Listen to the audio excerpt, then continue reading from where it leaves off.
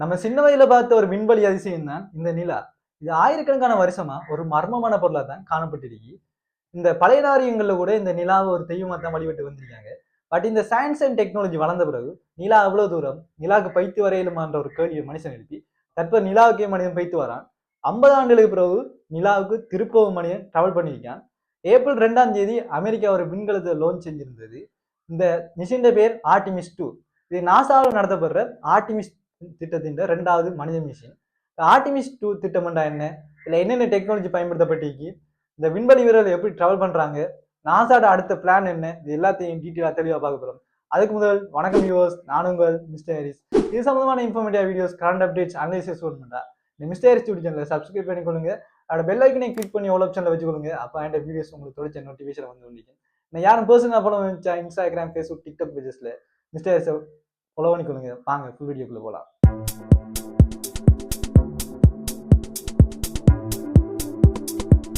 1960 ரஷ்யாவுக்கு அமெரிக்காவுக்கு முடியல ஒரு கடும் போட்டி நிலவுது. யாரு முதல்ல விண்வெளிக்கு போறேன். இப்படி இருக்கிற டைம்ல ரஷ்யா ஸ்புட்னிக் என்ற ஒரு சேட்டலைட்டை விண்வெளிக்கு அனுப்புது.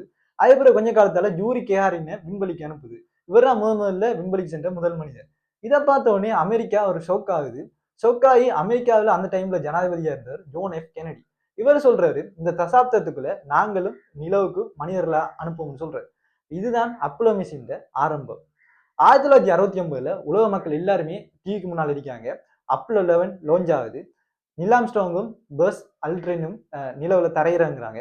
அதுக்கப்புறம் இந்த நிலா நோக்கிய பயணம் ஆல்மோஸ்ட் நிறுத்தப்படுது. பிகாஸ் செலவு அதிகம்.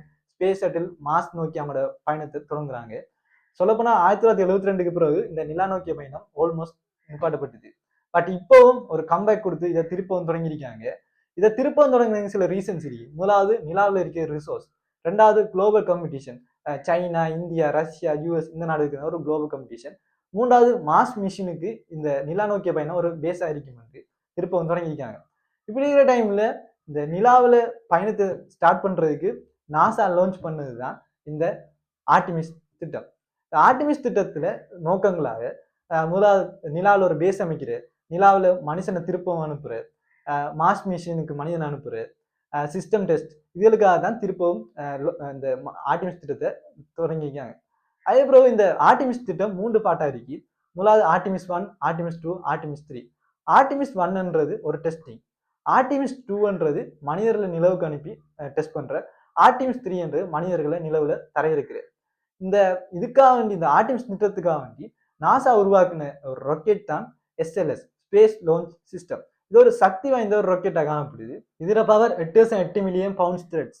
இதுல ஹைட் 98 மீட்டர், சொல்லப்போனா 30 மாடி கட்டுற ஹைட். இதுல ஸ்பீட் எர்த் ஓர்பிட்ல சில நிமிஷம். இந்த ராக்கெட் பார்ட்ஸை பற்றி பார்த்தோம்னா 3 மெயின் பார்ட்ஸ் இருக்கு. முதலாவது கோர் ஸ்டேஜ். இது லிக்விட் ஹைட்ரஜனும் ஆக்சிஜன் ஃபியூவலும் அதோட 4RS-25 என்ஜின்ஸும் இருக்கு. 2வது சொலிட் ராக்கெட் பூஸ்டர். இது லான்ச் ஆகிற டைம்ல எக்ஸ்ட்ரா பவர் கொடுக்கும். 3வது அப்பர் ஸ்டேஜ். இது 3 டைரக்ஷன் புஷ். இது லான்ச் ஆகும்போது 0.2 நிமிடம் பூஸ்டர்ஸ், 8 நிமிடம் ஓபிட், பிறகு 3 ட்ரெஜெக்டரி. இதுதான் புவர் என்ஜினியரிங் மாஸ்டர் பீஸ். இந்த ராக்கெட் பவர்ஃபுல்லா இருந்தால் மட்டும் போதாது, மனிதர்களை பாதுகாப்பை கொண்டு செல்லணும். ஸோ இதுக்காக தான் ஒரியன் ஸ்பேஸ் கிராஃப்ட். இந்த ஒரியன் ஸ்பேஸ் கிராஃப்ட் பார்ட்ஸ் பற்றி பார்த்தோம்னா, முதலாவது க்ரூ மொடியூல், விண்வெளி வீரர்கள் இருக்கிற இடம், சொல்லப்போனா கண்ட்ரோல் சிஸ்டம். 2வது சேவிஸ் மொடியூல், இங்கதான் ஆக்சிஜனும் வாட்டரும் இருக்கும். 3வது லான்ச் அபவுட் சிஸ்டம், இங்கதான் எமர்ஜென்சி எஸ்கேப் இருக்கும். 4வது சேஃப்டி ஃபீச்சர்ஸ், இங்கதான் ஹீட் ஷீல்டு இருக்கும். இது 2700°C ஹீட்டை ஹேண்டில் பண்ணும்.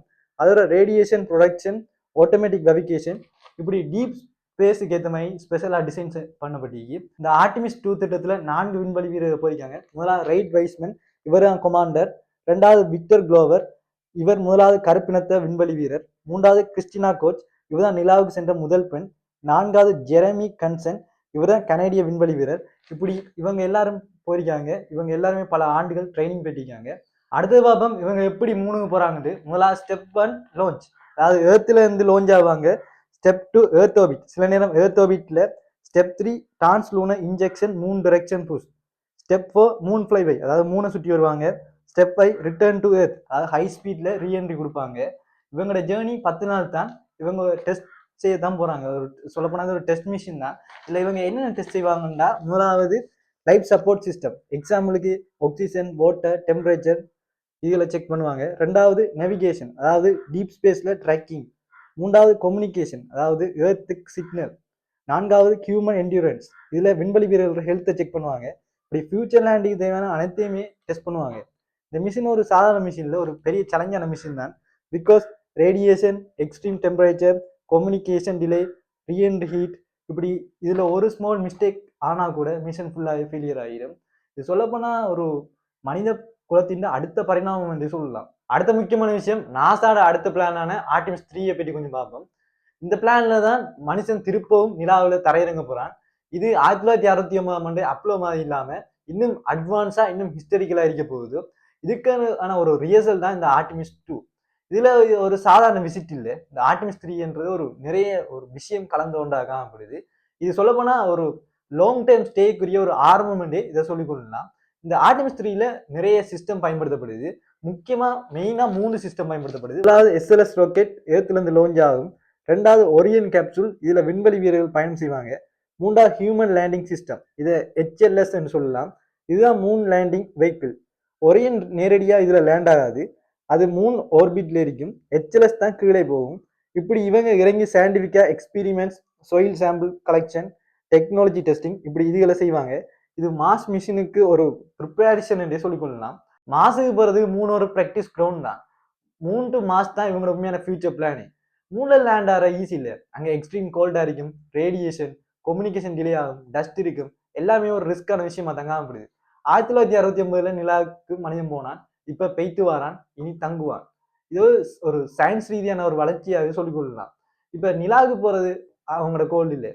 நிலாவை யாரு கண்ட்ரோல் பண்றா, நிலாவில் முதல்ல யாரு பேஸ் அமைக்கா, யாரு மாசுக்கு முதல்ல போறா, இப்படி நிறைய போட்டி காணப்படுது. சொல்லப்போனா இது சயின்ஸ் மட்டும் இல்ல, ஒரு ஸ்பேஸ் வார் என்று சொல்லிக் கொள்ளலாம். போர்ல அமெரிக்கா, ரஷ்யா, பிரைவேட் கம்பெனிஸ், இந்த மூட்டுக்கு இடையில கடுமையா போட்டி நடக்குது.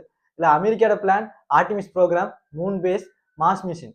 இதை பிளான் பண்ணி இதுல நாசா மட்டும் இல்ல, நாசாவோட சேர்ந்து யூரோப், ஜப்பான், கனடா மூணுமே கூட்டணியா செய்யப்படுது.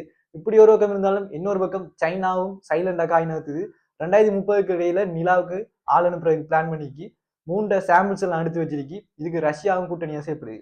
ஒரு 1960 1970 காலப்பகுதியில் ரஷ்யாவுக்கும் அமெரிக்காவுக்கும் எல்லாம் கடுமையாக போட்டி இருந்துச்சு. பட் இப்ப பிரைவேட் கம்பெனிஸ், ரஷ்யா, சீனா எல்லாத்துக்கும் இடையிலே கடுமையாக போட்டி நிலவுது. நம்ம இப்போ ஒரு புதிய காலத்துல வாழ்ந்து கொண்டிருக்கோம். முதலத்திய காலமா இல்லை. இப்ப நமக்கு ஒரு காலத்துல புவி மட்டும் தான் சொந்தமா இருந்துச்சு. பட் இப்ப விண்வெளியும் சொந்தமாயிட்டு. சொல்லப்போனா நம்மட ஒரு பகுதியா இந்த விண்வெளியும் மாறி கொண்டு வருது. இப்ப சும்மா யோசிச்சு பாருங்க, நம்ம மூணுல வாழ்ந்தா எப்படி இருக்கும், மூணுல ஒரு மனுஷன் வாழ்ந்தாண்டா அவனோட லைஃப் ஸ்டைல் எப்படி இருக்கும், சும்மா ஒரு இமேஜின் பண்ணி பார்த்தோம்னா, நம்ம காலையில எழுமுன்னே வானத்துல நீலப்பந்தா நம்ம தெரியும், நடந்தா பறக்கிற மாதிரி ஃபீல் ஆகும். மூணுல வாழ்றது ஈஸி இல்லை, கடும் கஷ்டமான ஒரு ரிஸ்கான ஒரு லைஃப் உண்டு. மூணுல ஆக்சிஜன் இல்லை, வாட்டர் இல்லை, நிறைய பிரச்சனை இருக்கு. டெம்பரேச்சர் எக்ஸ்ட்ரீமா இருக்கும். காலையில 120°C விட கூட இருக்கும், இரவையில -170°C இருக்கும். ஒரு சொல்லப்போனா ஒரு ஓப்பனாக சொல்லப்போனா ஒரு ரிஸ்கான லைஃப் உண்டு. ஏத்தமா இல்லை.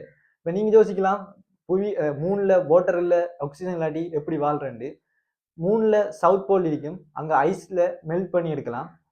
ஆக்சிஜனுக்கு ஏர்த்ல இருந்து சப்ளை பண்ணலாம், இல்லாட்டி அங்க மூன் சொயில்ல இருந்து எக்ஸ்ட்ராக்ட் பண்ணி எடுக்கலாம். மூணுல ஃபுட் இருக்குமான்னு கேட்டீங்கன்னா அங்க இருக்காது. அதுக்கு என்ன செய்யலாம்னு பார்த்தா, ஏர்த்ல இருந்து சப்ளை பண்ணலாம், இல்லாட்டி லேப் கிரவுண்ட் ஃபுட், இல்லாட்டி ஹைட்ரோபோனிக்ஸ் ஃபார்மிங் செய்யலாம். இப்படித்தான் ஆப்ஷன் இருக்கு. சொல்லப்போனா ஒரு ரிஸ்கான லைஃப் தான் வாழ்ந்து கொண்டு இருப்போம். அந்த லைஃப் வந்து ஃபுல்லாக ரிசர்ச், மெயின்டெனன்ஸ், எக்ஸ்ப்ளோரேஷனாக தான் காணப்படும். நடந்தா பறக்கிற மாதிரி ஒரு ஃபீல் ஆகும். சொல்லப்போனா ஒரு வித்தியாசமான ஒரு லைஃப் ஸ்டைலாகவே காணப்படும்.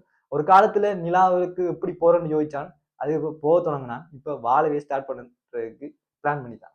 நிலா ஒரு ஆரம்பம் தான், மனிதன் அடுத்த இலக்கு மாசுக்கு போறது. மனிதன் இன்னும் கொஞ்ச காலத்தாலே இன்னும் ஒரு கிரகத்துல வாழ போறான். இந்த செவ்வாய் என்றது புவிக்கு அண்மையில் இருக்கிற ஒரு கோள் தான். இந்த செவ்வாடதும் புவிடதும் டேலந்து கிட்டத்தட்ட சேம் தான். செவ்வாயில அட்மாஸ்பியருக்கு ஐஸ் இருக்கு.